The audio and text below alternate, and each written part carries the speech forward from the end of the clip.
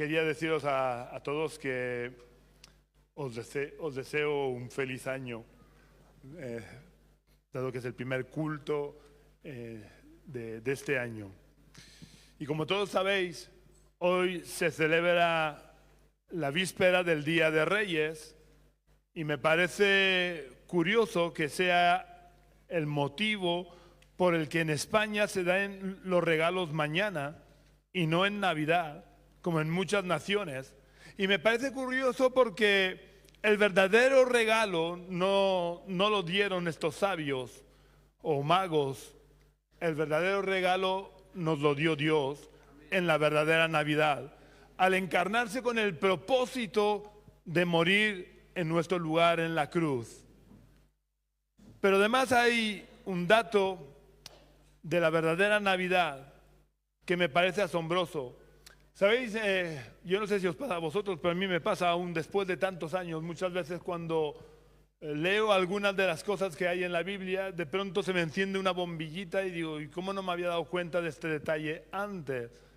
Yo conozco la historia de la Navidad pues desde niño, pero hasta hace pocos años no había caído en un pequeño detalle que me gusta recordarlo desde que me di cuenta, porque saca a la luz lo grande y maravilloso que es nuestro Dios y el control tan asombroso que tiene Dios de la historia.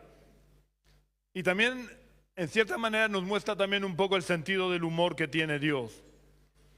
El dato al que me refiero tiene que ver con todo lo relacionado con el lugar en el que tenía que nacer el Mesías y lo ocurrido unos pocos días antes de la verdadera Navidad. Porque Miqueas, que vivió unos 700 años antes de Cristo, profetizó dónde tenía que nacer el Mesías. Y me gustaría que pusieran la diapositiva que os he compartido. Miqueas dice: pero tú, Belén Éfrata, tan pequeña entre las familias de Judá, de ti ha de salir el que será Señor en Israel. Sus orígenes se remontan al inicio de los tiempos, a los días de la eternidad. Es decir, claramente está hablando del Mesías, no de ningún rey, puesto que a los días de la eternidad solamente se puede remontar el Mesías, ¿vale? El Belén se corresponde con el número 10. Fijaros dónde se encuentra Belén, ¿vale? Sin embargo, ¿dónde vivían José y María antes de que Jesús naciera? Vivía en Nazaret, como pone Lucas capítulo 1, versículos 26 y 27 y Lucas 2, 4. Claramente dicen que ellos vivían en Nazaret, que es el número 1. Daros cuenta la distancia desde donde vivían María y José al lugar donde estaba profetizado que tenía que nacer el Mesías. Hay actualmente aproximadamente por carretera unos 145 kilómetros, pero en los tiempos de Jesús no sé cuántos kilómetros serían. Y más siendo que lo más probable es que José y María no cogieran la ruta más corta, que sería atravesando el número 4, que es Samaria, porque había una gran enemistad entre judíos y samaritanos, y cuando los galileos tenían que ir a Judea, preferían atravesar el río Jordán, que es el número 8, pasar por Decápolis, ir al número 11, que es Perea, y ahí volver a cruzar el río Jordán y entrar en Judea. Y cuando los de Judea querían ir a Galilea, hacían el mismo camino. Raramente cruzaban por Samaria. De hecho, Jesús en sus 3 años de ministerio, solamente creo que fue en su último año de ministerio, atravesó Samaria. Siempre pasaba por Decápolis y por Perea. Así que yo pregunto, ¿no podía Dios haber escogido a una virgen de Belén o de Jerusalén, que es el número 7, que se encuentra a 11 kilómetros de Belén, en lugar de coger a una virgen que vivía a como mínimo 110, 120 kilómetros de Belén?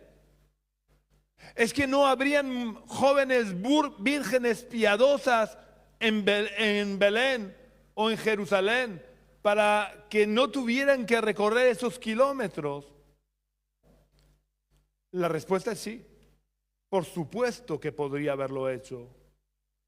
Porque ya digo que yo estoy seguro que habrían mujeres vírgenes piadosas en esas ciudades. Igual que María lo era en Nazaret y que en Nazaret habría muchas otras. Pero Dios lo hizo así porque así iba a glorificarse mucho más. Y cualquiera que estudiara la Navidad sin tener los prejuicios religiosos que hay hoy en día, no tendría más remedio que reconocer lo grande y maravillosamente asombroso que es Dios. Quiero insistir, daros cuenta de la dificultad de lo ocurrido unos días antes de la Navidad. María, embarazada de 8 meses y pico, vivía tranquilamente en Nazaret. Mira, es el punto 1. Todo hacía presagiar que Jesús iba a nacer en Nazaret, porque era lo lógico. Pero insisto, estaba profetizado que el Mesías tenía que nacer en Belén. Así que, ¿qué podría cambiar los planes de una joven mujer embarazada a punto de dar a luz para emprender un viaje tan largo andando o como mucho en burro, sin ningún motivo aparente y sin tener familia en Belén que los pudiera o que los quisiera acoger? ¿Qué podría motivar a esa mujer a recorrer esa distancia? Porque no es que ella dijera, mira, voy a hacer que se cumpla la profecía. Ella no sé si conocería la profecía de Miqueas, es probable que sí, puesto que era una mujer piadosa, pero no estaba en sus planes emprender un viaje tan largo. Daros cuenta del control y de la precisión de Dios, que hace que en el momento justo y preciso para que el nacimiento del Mesías ocurriera en Belén y no en Nazaret, hace que el emperador Tiberio promulgara un edicto de empadronamiento, sin saberlo él, que obligaría a José y a María, que estaba a punto de dar a luz, a viajar a Belén para que se cumpliera la profecía dada por Miqueas. Dios no usó a un siervo suyo para hacer que la profecía se cumpliera. Dios usa a un pagano que vive a 2000 kilómetros de Canaán, que no conoce las profecías del pueblo de Israel, para hacer que se provoque el cumplimiento de la profecía contra todo pronóstico, que se cumpla la profecía dada por Miqueas. ¿No es verdaderamente asombroso y maravilloso que Dios usara a un pagano para que sin saberlo él provocara el cumplimiento de la profecía? Después de ver lo grande y maravilloso que es Dios y el asombroso control sobre la historia que Dios tiene, como está tan de moda la palabra fango y bulo, voy a desmontar algunos bulos acerca de la festividad que se celebra mañana y que están más o menos relacionados con la Navidad. Para ello vamos a tener que leer bastantes versículos, por lo que pido disculpas si para alguien le resulta un poco pesado el leer tantos versículos. Pero es que la Biblia es la mejor agua para quitar el fango y desmontar los bulos acerca de lo que se celebra mañana. Vamos a leer en el Evangelio de Mateo capítulo 2, vamos a leer los versículos 1 al 12 y luego leeremos el 16. De esta manera vamos a tener una imagen global de lo ocurrido en lo que se celebra mañana, la visita de los sabios, magos o como se les quiera llamar. Y luego iré resaltando algunos de los versículos que vamos a leer para poder explicar mejor los detalles de los que quiero hablar. En Mateo capítulo 2, versículo 1 empieza diciendo: cuando Jesús nació en Belén de Judea, en días del rey Herodes, llegaron del oriente a Jerusalén unos sabios preguntando. Quiero decir que yo estoy leyendo en la revisión del 95, por eso algunas palabras son diferentes a las que vosotros podéis leer aquí. ¿Dónde está el rey de los judíos que ha nacido? Pues su estrella hemos visto en el oriente y venimos a adorarlo. Al oír esto, el rey Herodes se turbó y toda Jerusalén con él. Y habiendo convocado a todos los principales sacerdotes y escribas del pueblo, les preguntó, ¿dónde había de nacer el Cristo? Ellos le respondieron, en Belén de Judea, porque así fue escrito por el profeta. Y tú, Belén, de la tierra de Judá, no eres la más pequeña entre los príncipes de Judá, porque de ti saldrá un guiador que apacentará a mi pueblo Israel. Entonces Herodes llamó en secreto a los sabios y se cercioró del tiempo exacto en que había aparecido la estrella, que corresponde al momento exacto del nacimiento de Jesús. Y esto lo he añadido yo, no está en la Biblia. Y enviándolos a Belén dijo, id allá y averiguad con diligencia acerca del niño, y cuando lo halléis, hacedmelo saber, para que yo también vaya a adorarlo. Ellos, habiendo oído al rey, se fueron, y la estrella que habían visto en el oriente iba delante de ellos, hasta que llegando se detuvo sobre donde estaba el niño, y al ver la estrella se regocijaron con muy grande gozo. Al entrar en la casa, vieron al niño con María, su madre, y postrándose lo adoraron. Luego, abriendo sus tesoros, le ofrecieron presentes, oro, incienso y mirra. Pero siendo avisados por revelación en sueños que no volvieran a Herodes, regresaron a su tierra por otro camino. Y saltamos al versículo 16 que dice, Herodes entonces, cuando se vio burlado por los sabios, se enojó mucho y mandó matar a todos los niños menores de 2 años que habían en Belén y en todos sus alrededores, conforme al tiempo indicado por los sabios. Lo primero que quiero destacar, por estar íntimamente relacionado con el regalo de Dios a la humanidad, es que cuando los sabios o magos llegaron a ver a Jesús, este ya no estaba en el pesebre. Por lo que la mayoría de las estampas navideñas y postales de Navidad forman parte de ese fango en el que han envuelto esta festividad para que no se conozca el verdadero sentido de la Navidad, que es que el verdadero regalo nos lo dio Dios al encarnarse con el propósito de morir en nuestro lugar en la cruz. La mayoría de las estampas y postales de Navidad están equivocadas, porque en el pesebre solo estuvieron los pastores. La única visita que recibió Jesús estando en el pesebre fue la de los pastores, como relata Lucas capítulo 2 y versículo 16. Pero cuando llegaron los sabios, Mateo es muy claro en el capítulo 2, que hemos leído, versículos 9 al 11, los repito, dice, ellos habiendo oído al rey se fueron, y la estrella que habían visto en el oriente iba delante de ellos, hasta que llegando se detuvo sobre donde estaba el niño, y al ver la estrella se regocijaron con muy grande gozo. Al entrar, ¿dónde? En el pesebre, en el mesón, en la casa, vieron al niño con María, su madre, y postrándose lo adoraron. Luego, abriendo sus tesoros, le ofrecieron presente oro, incienso y mirra. Vemos claramente como Lucas es muy claro diciendo que los pastores fueron al pesebre y los sabios fueron a una casa donde ya estaba alojada la familia. Pero es que probablemente el tiempo que había transcurrido desde el nacimiento de Jesús hasta este momento que reciben la visita de los sabios, habían transcurrido alrededor de 2 años. Jesús ya no era un bebecito ahí en una cunita.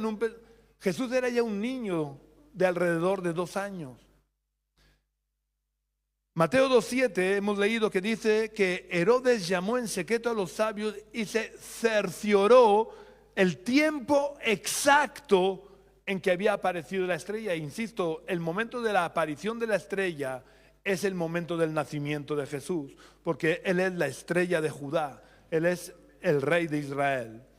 Y enviándolos a Belén dijo: id allá y averiguad con diligencia acerca del niño, no del bebé, y cuando lo halléis, hacedmelo saber, para que yo también vaya a adorarlo.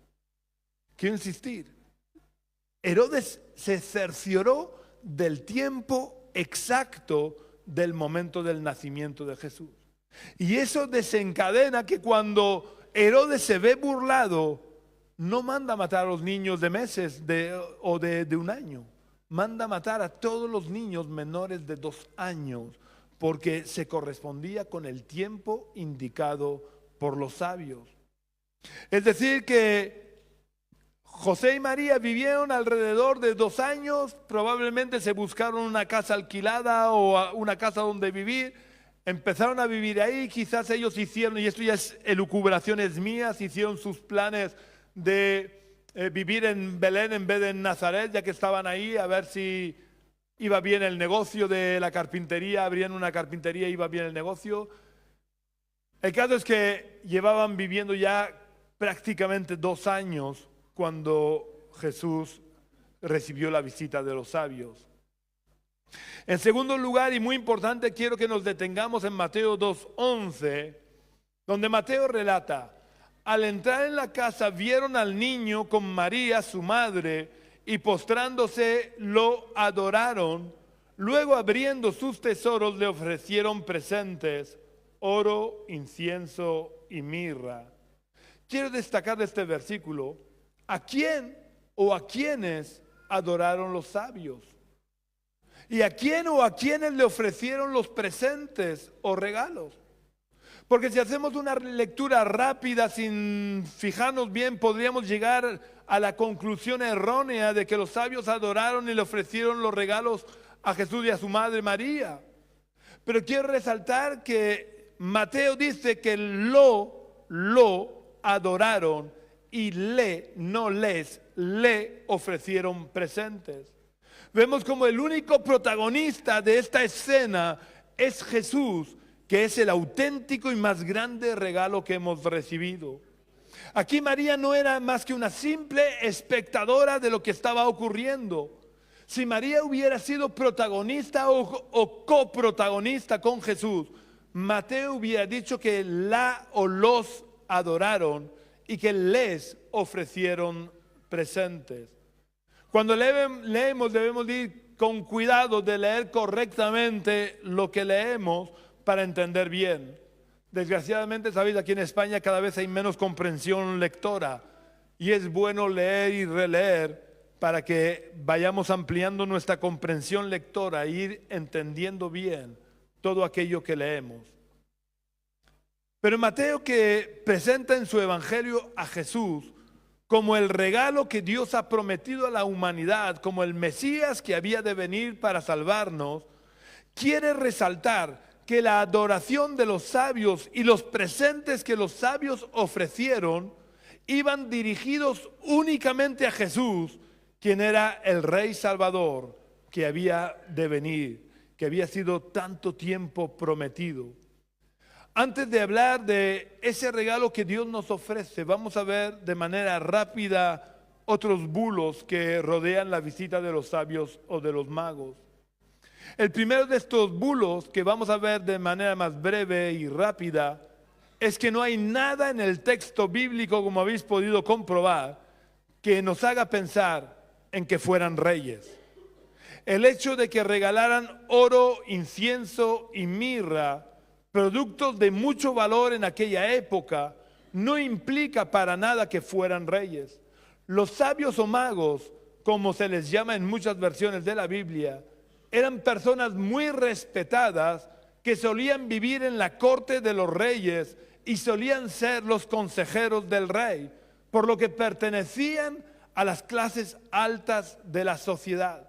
Y esto justifica el hecho de que poseyeran grandes riquezas. Pero ni la Biblia ni ningún otro documento histórico pueden llevarnos seriamente a pensar que fueran reyes.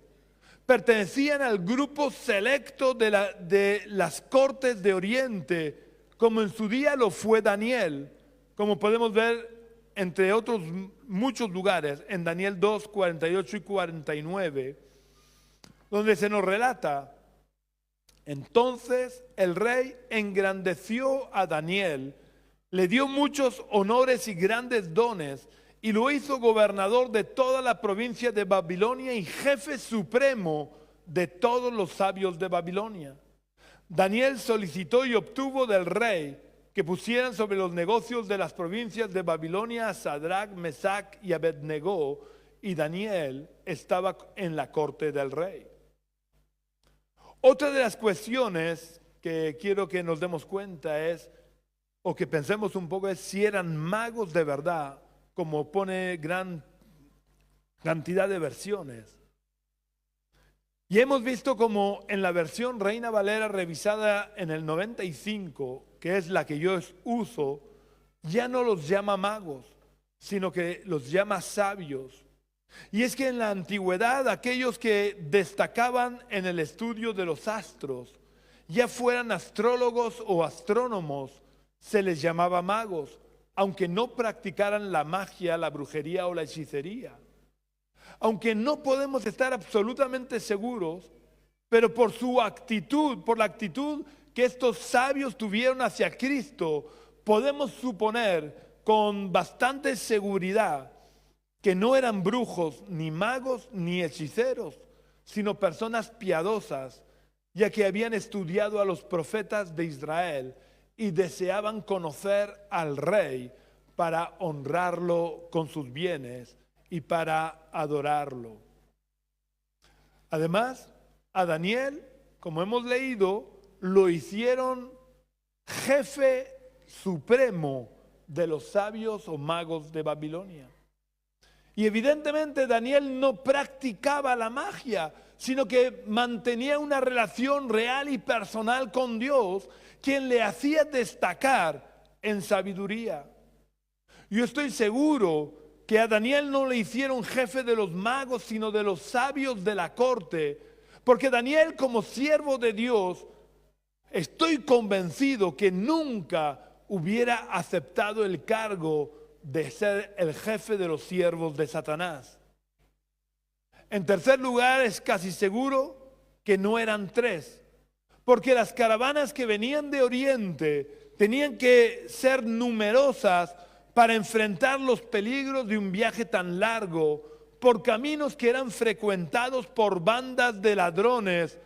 La tradición más antigua y fiable, pero es tradición también, pero la tradición más antigua y fiable dice que eran 12. Ya digo, esto es la tradición, no lo dice la Biblia. Pero evidentemente 3 es casi imposible que fueran. Y por tanto los nombres de Melchor, Gaspar y Baltasar, evidentemente, como habéis leído, no están en la Biblia. Y además no se especifica en la Biblia que fueran 3. Los nombres de estos pertenecen a una tradición mucho más reciente. Pero lo importante es que estos sabios ofrecieron 3 regalos: oro, incienso y mirra. Pero que ofrecieran los 3 regalos tampoco implica que fueran 3. Yo puedo ir con mi hermano a visitar a una persona y él darle 3 regalos y yo 5. Y en total hemos regalado 8 y solo vamos 2 personas. ¿Vale? El que sean 3 regalos no implica que fueran 3. Pero ¿por qué Mateo saca a relucir la visita de los sabios con los regalos que traían? Porque cada regalo tenía una gran carga simbólica y profética.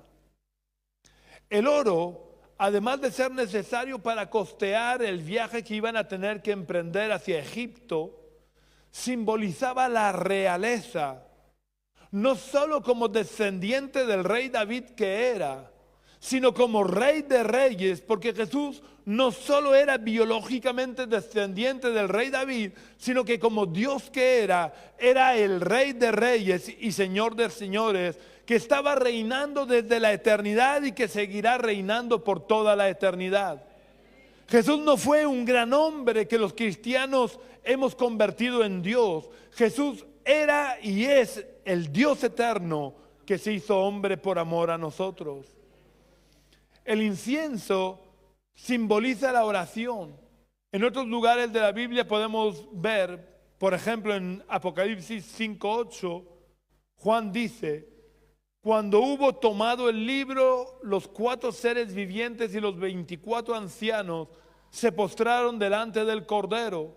Todos tenían arpas y copas de oro llenas de incienso, que son las oraciones de los santos.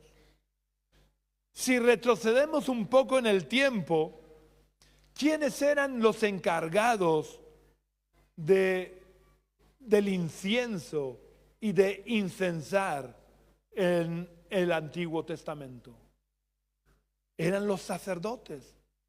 Por lo que este regalo estaba anunciando proféticamente una de las funciones u oficios que tendría Jesús, que era el de ser sacerdote, no según el orden levítico, sino según el orden de Melquisedec, como nos aclara el autor de la carta a los Hebreos. También es importante que seamos conscientes que la palabra sacerdote significa intercesor o mediador. Y Jesús es el que está intercediendo por nosotros delante del Padre como abogado defensor nuestro, para que el castigo de nuestro pecado no recaiga sobre nosotros, porque Él llevó nuestros pecados en la cruz.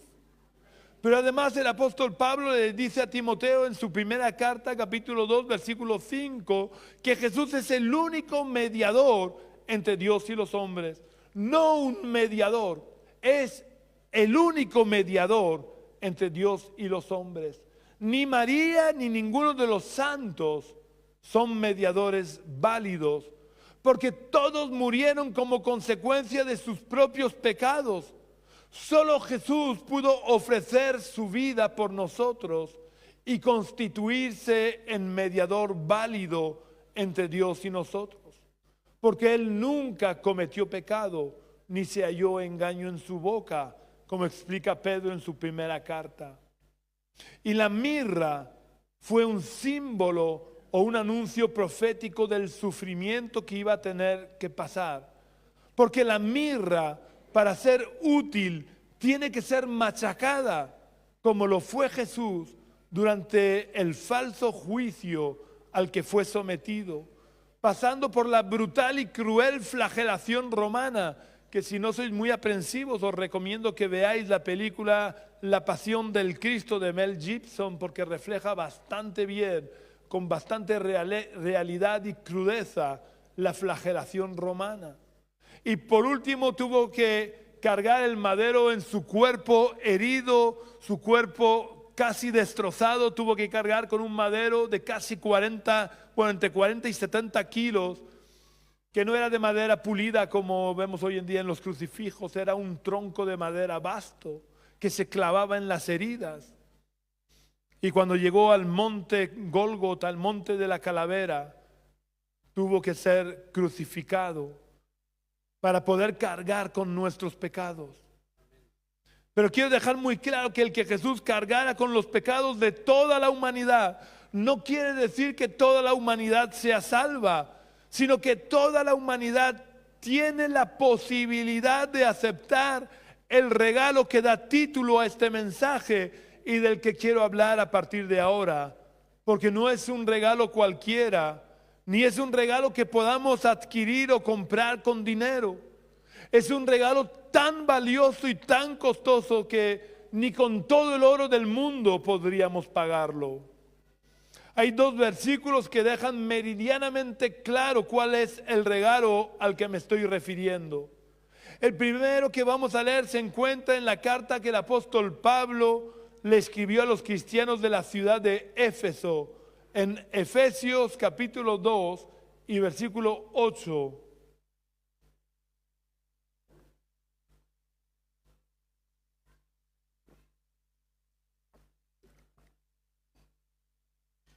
Efesios capítulo 2, versículo 8, Pablo dice: porque por gracia sois salvos por medio de la fe, y esto no de vosotros, pues es don o regalo de Dios. La salvación es un regalo o un don que recibimos de Dios y que jamás podríamos conseguir por nuestros medios, porque nacemos corrompidos por el pecado. Nacemos en la condición de esclavos del pecado, porque nosotros nacimos siendo esclavos. Nuestros padres eran esclavos del pecado. Y si habéis visto alguna película de estas de tiempos de la esclavitud en Estados Unidos, si el dueño de esclavos, se formaban familias entre los esclavos y nacían niños, los niños automáticamente eran esclavos, porque el padre era un esclavo y la madre era una esclava. Pues a nosotros nos pasa lo mismo desde Adán y Eva. Todos hemos nacido en la condición de esclavos del pecado, porque nuestro padre y nuestra madre eran esclavos. Y por tanto, si queremos ser libres, si queremos experimentar la libertad, necesitamos que alguien que no sea esclavo pague el precio de nuestra libertad. Y ahí es donde interviene Dios. Dios, por su admirable e infinita gracia, lo dejó todo en el cielo y se encarnó para pagar el precio de nuestra libertad y de esa manera ofrecernos el regalo de nuestra libertad. Pero es un regalo que Dios nos ofrece, no nos la impone. Y esta salvación que Él nos ofrece incluye la salvación de la condenación eterna. Pero ¿qué ocurriría si un esclavo dijera: no quiero ser libre, prefiero seguir siendo esclavo? O si por su orgullo dijera: no acepto que tú me pagues mi libertad. O simplemente no creyera que alguien pudiera pagar su libertad. ¿Qué le pasaría a ese esclavo? Pues que seguiría siendo esclavo. Y esos son los motivos fundamentales por los que la mayoría de la gente, a pesar de tener la posibilidad de escapar de la esclavitud del pecado y de la muerte, terminarán en el infierno. Por lo que yo quiero preguntarte en este día: ¿vas a seguir siendo esclavo del pecado y de la muerte y terminar en el infierno? ¿O aceptarás el regalo de Dios que te está ofreciendo en esta mañana? Es tu decisión. Nadie la puede tomar por ti. Y una vez que estés muerto ya no podrás tomar ninguna decisión. El segundo versículo en el que Pablo deja claro cuál es el regalo por excelencia se encuentra en la carta que le escribió a los cristianos de la ciudad de Roma. En su carta a los Romanos capítulo 6, versículo 23.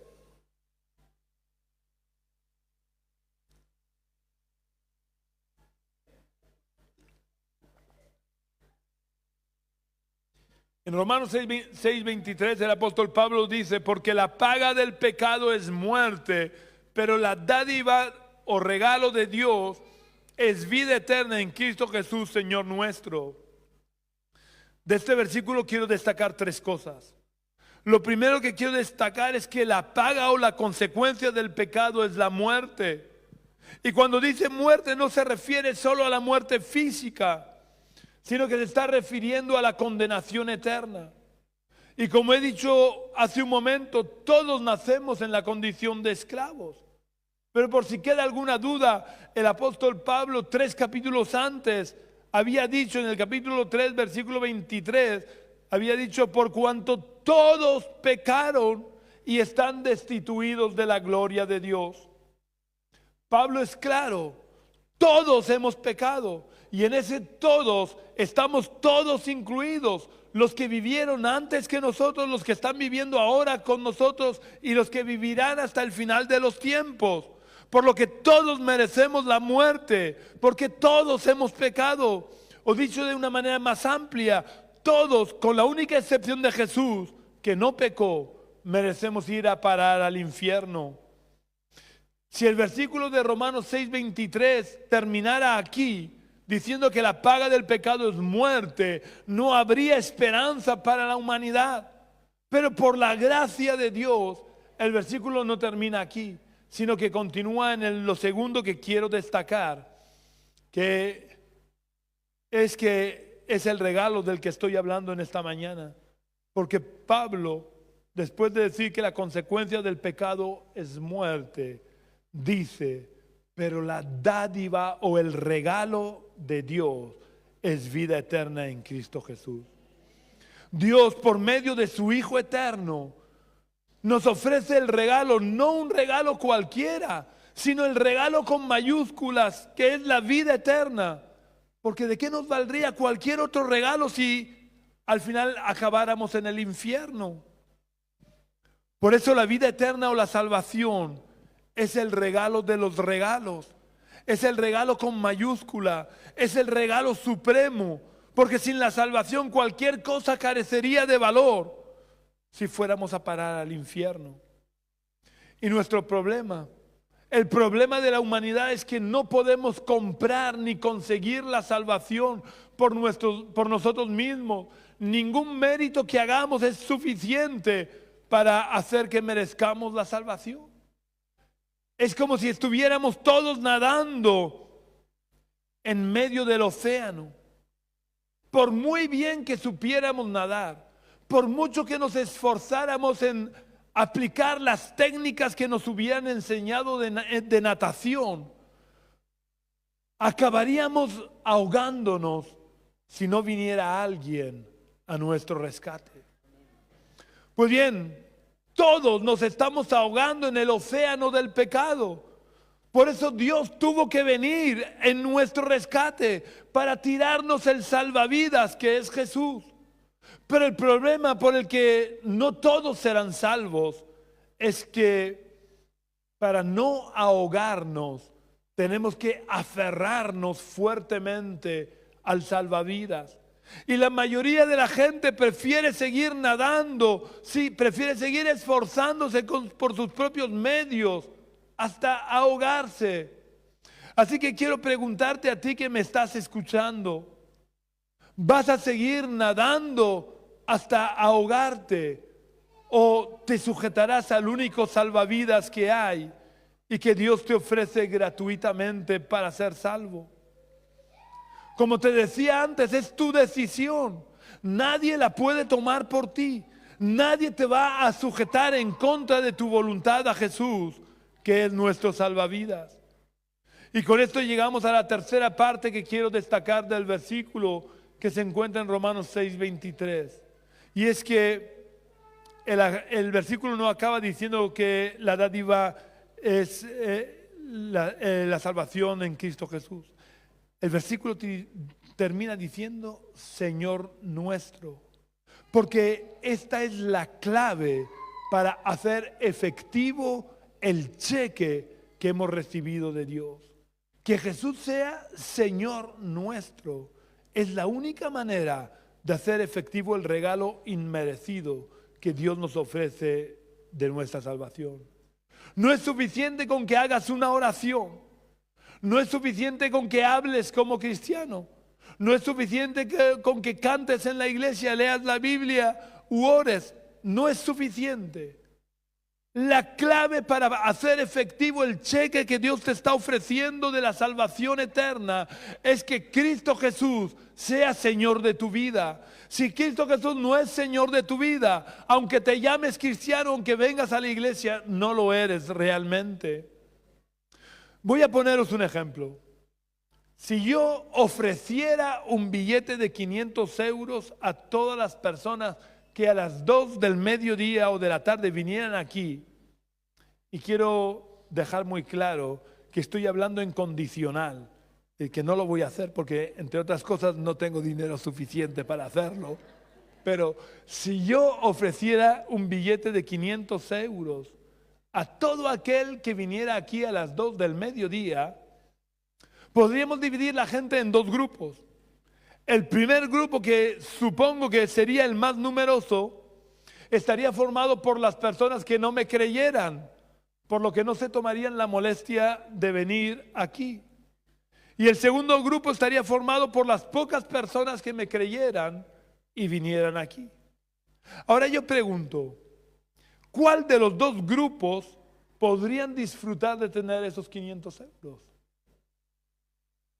A pesar de que mi ofrecimiento ha sido un ofrecimiento general para todo el mundo, solo podrían disfrutar de tener 500 euros aquellos que por creer en mí han hecho su parte cumpliendo mi demanda, que es la de venir aquí a las 2.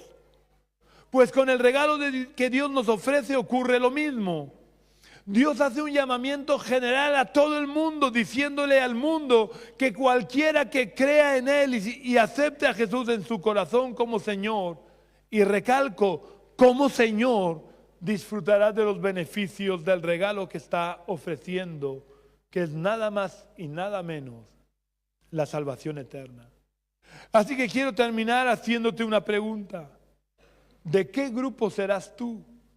¿De los que no le creen, por lo que no convertirán a Jesús en el Señor de sus vidas, acabando en el infierno? ¿O serás del pequeño grupo de los que le creen y que para aceptar el regalo de la salvación convierten a Jesús en el Señor de sus vidas? Vuelvo a insistirte, es tu decisión. Nadie la puede tomar por ti.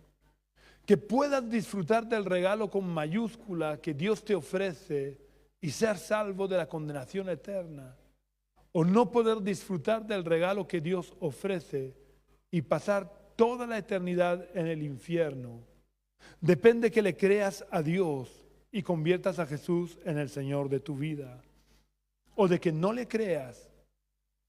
Es tu decisión. Pero recuerda lo que Pablo le dijo a los cristianos de la ciudad de Corinto: ahora es el tiempo, ahora es el día de salvación. Y yo añado, mañana para algunos quizás sea ya demasiado tarde. Que Dios os bendiga. Y quiero hacer un llamado, que si nunca has aceptado el regalo que Dios está ofreciendo y quieres aceptarlo en esta mañana, puedas levantar tu mano en señal de que tomas la decisión de convertir a Jesús en el Señor de tu vida y ser partícipe del regalo que Dios te ofrece. Que tal vez mañana sea demasiado tarde. Hoy es el día de salvación.